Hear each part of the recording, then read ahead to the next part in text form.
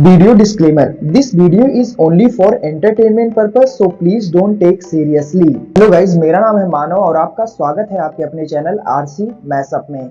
Guys, आज के इस वीडियो में हम देखने वाले हैं एक कमाल के मैशअप रिएक्शन को। अगर आपको ये मैशअप रिएक्शन की वीडियो पसंद आएगी तो वीडियो को लाइक और शेयर जरूर कर दीजिएगा और चैनल पे नए हैं तो चैनल को सब्सक्राइब जरूर कर लीजिएगा। Thank you. तो गाइज, आगे की बात हम वीडियो खत्म होने के बाद करते हैं, तो चलिए इस कमाल के मैशअप रिएक्शन की वीडियो की शुरुआत करते हैं। Hope you will enjoy. 50 देशों के खिलाफ एक तरह से जाकर मतलब इजराइल के एक तरह से उसकी वजह मैं एक बात बताऊं तो मैं 80 to 90% इंडियंस कल मैंने सोशल मीडिया पे देखा है वो इजराइल के साथ थे। भाई इंडियन सारे इजराइल के और उसकी वजह भी बताता हूँ बनता क्यों है। हाँ। देखो, पाकिस्तान के साथ कोई मसला हो, उसने मदद की, सबसे पहले इजराइल ने मदद की है इंडिया की, और इंडिया ने इस चीज को नहीं भूलते। ये बात सच है। अब कल सारे पाकिस्तानी ईरान के साथ हुए थे। तकरीबन 80 to 90% पाकिस्तानी वाकई ईरान के साथ, ईरान से बात भी हुई है पाकिस्तान की, तो उस लिहाज से इंडिया उसके साथ ही था। जाहिर बात है इंडिया की गवर्नमेंट ने बस फोन पे किया, जाहिर बात है सपोर्ट। देखो, इंडिया का न्यूट्रल रहकर ये भी फैसला है। इंडिया ने पहले ही मोदी जी ने बोला है इजराइल और ईरान दोनों मेरे अच्छे दोस्त हैं।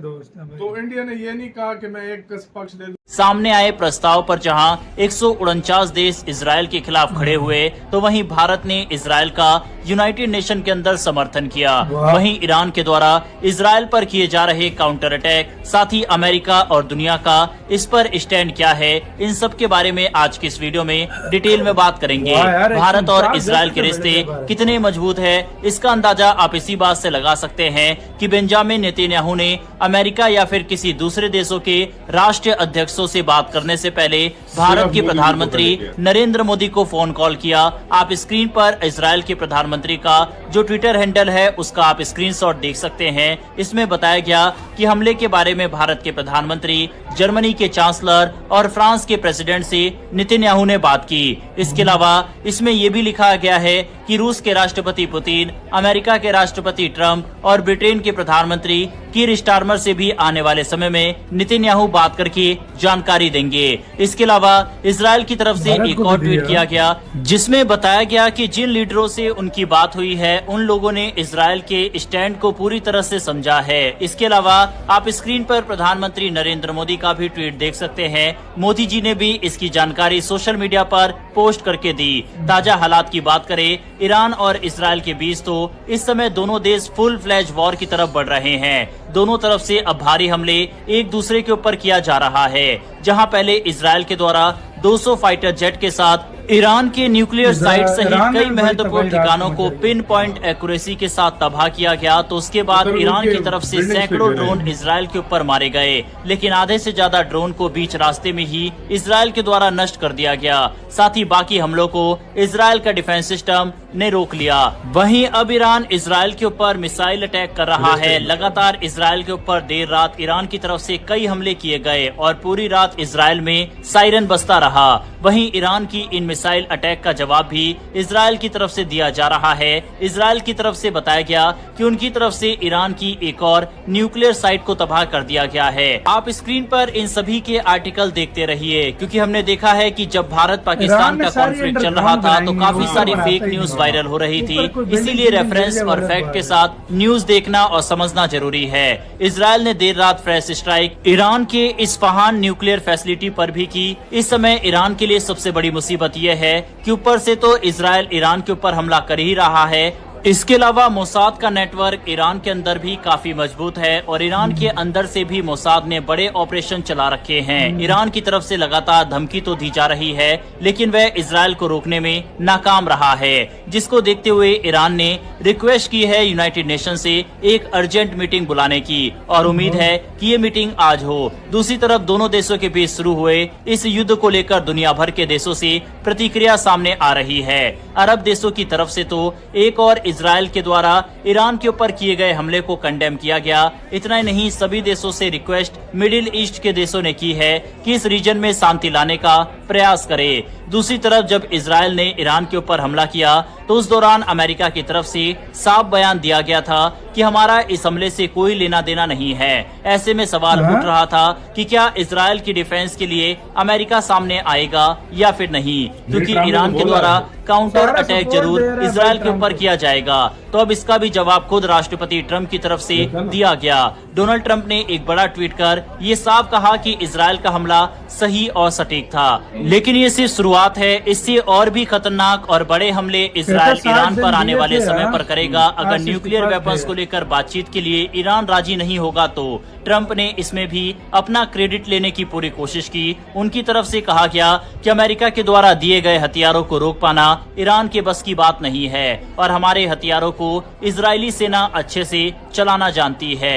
यानी कि साफ है कि इजराइल के साथ अमेरिका पूरी तरह से खड़ा हुआ है, लेकिन इस युद्ध में भी ट्रंप अपना क्रेडिट लेना नहीं भूल रहे। वहीं अब बात करते हैं इजराइल के खिलाफ यूनाइटेड नेशन में लाए गए प्रस्ताव के बारे में। 2024 में इसी तरह के प्रस्ताव में इजराइल के खिलाफ जाते हुए भारत ने प्रस्ताव का समर्थन किया था, जिसने सभी को चौंका दिया था।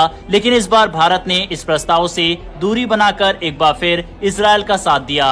हाल ही में संयुक्त राष्ट्र महासभा यानी यूनाइटेड नेशन जनरल असेंबली में एक बेहद अहम प्रस्ताव लाया गया। इस प्रस्ताव में इजराइल और हमास के बीच तुरंत संघर्ष विराम की मांग की गई और गाजा में मानवीय सहायता को बिना किसी बाधा के पहुंचाने की अपील की गई। स्पेन ने इस प्रस्ताव को पेश किया। इसमें 180 देशों में से 149 देशों ने इसका समर्थन किया, लेकिन भारत ने वोटिंग से अलग रहने का फैसला किया। अब यहाँ सबसे बड़ा सवाल 50 देशों के खिलाफ एक तरह से जाकर मतलब इजराइल के एक तरह से इसकी वजह मैं एक बात बताऊं, 80 to 90% इंडियंस कल मैंने सोशल मीडिया पे देखा है वो इजराइल के साथ। भाई इंडियन सारे इजराइल के और उसकी वजह भी बताता हूँ बनता क्यों है। देखो पाकिस्तान के साथ कोई मसला हो, उसने मदद की, सबसे पहले इजराइल ने मदद की है इंडिया की, जो इंडिया ने इस चीज को नहीं भूली। ये बात सच है। अब कल सारे पाकिस्तानी ईरान के साथ हुए थे।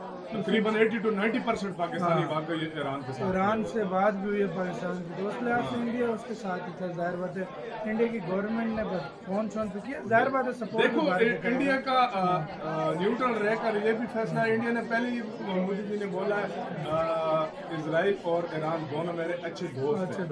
तो इंडिया ने ये नहीं कहा कि मैं एक पक्ष ले दूं, लेकिन अंदर से भारत ऐसा लगता है इजराइल। देखो क्योंकि वो हमेशा वो भारत के साथ होता है। अब फर्ज करो हमारे कोई दुश्मन है, मैं एग्जांपल देता हूँ।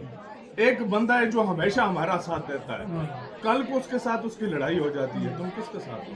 जाहिर बात है जो मेरा साथ देता है। तो इंडिया ने हमेशा इसी तरह। तो आपका क्या इसके ऊपर क्या राय बताना बहुत जगह रखना चाहिए। 50 देशों के खिलाफ एक तरह से जाकर मतलब इजराइल के एक तरह से इसकी वजह मैं एक बात बताऊँ, 80 to 90% इंडियंस कल मैंने सोशल मीडिया पे देखा है वो इजराइल के साथ। भाई इंडियन सारे इजराइल के साथ। और उसकी वजह भी बताता हूँ बनता क्यों है। देखो पाकिस्तान के साथ कोई मसला हो, उसने मदद की, सबसे पहले इजराइल ने मदद की है इंडिया की, जो इंडिया ने इस चीज को नहीं भूली। ये बात सच है। अब कल सारे पाकिस्तानी ईरान के साथ हुए थे।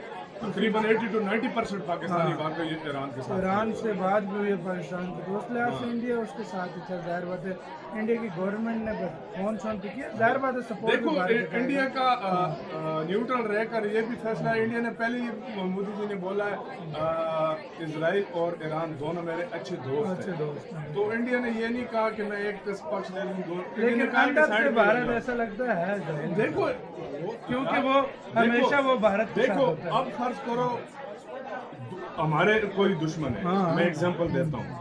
एक बंदा है जो हमेशा हमारा साथ देता है, कल को उसके साथ उसकी लड़ाई हो जाती है, तुम किसके साथ हो? जाहिर बात है जो मेरा साथ देता है। तो इंडिया ने हमेशा इसी तरह। तो आपका क्या इसके ऊपर क्या राय बताना? गाइज आपको यह मैसअप रिएक्शन का वीडियो कैसा लगा? अपने थॉट को नीचे वीडियो के कमेंट में जरूर बताइएगा। वीडियो पसंद आई हो तो वीडियो को लाइक जरूर कर दीजिएगा। चैनल पे नए हैं तो चैनल को सब्सक्राइब जरूर कर लीजिएगा। तो थैंक यू, मिलते हैं नेक्स्ट वीडियो में।